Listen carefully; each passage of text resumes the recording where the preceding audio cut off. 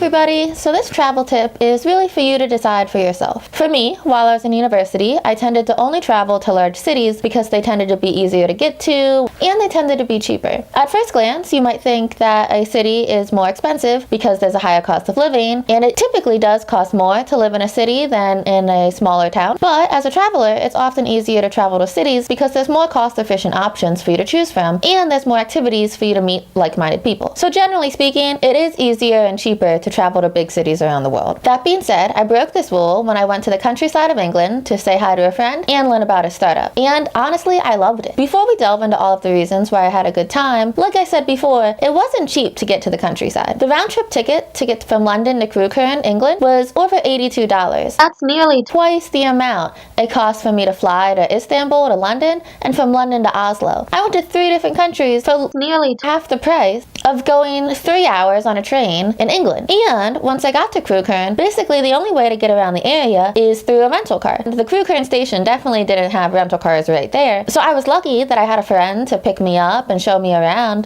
But as a solo traveler, renting a car and trying to get around on my own would have been really expensive. And to think, I was complaining about the $4 tube rides in London. So yes, there are definitely some financial hurdles to get around the countryside in almost any country. But I was able to see West Bay, a beautiful beach on the Jurassic coast. I was able to learn about homemade juice, homemade jam, meet some amazing people, see beautiful sights, breathe the clean air. The sky was extremely blue. The grass was extremely green. The roads were smaller than I've ever seen them, and it was really just a relaxing, peaceful, and educational experience to go to the countryside. So as you plan your worldly travels, consider what you want to see and budget accordingly. Everything in this world is worth learning about, and for me, I was always a go-with-the-flow traveler as long as it was relatively cheap. But coming here, which I wouldn't have really considered being cheap, was a really great experience that I'm glad that I didn't miss out on. And now that I'm no longer in university, I have a little more financial freedom to see some of the less common areas around the world. So I'm not telling you which decision is right,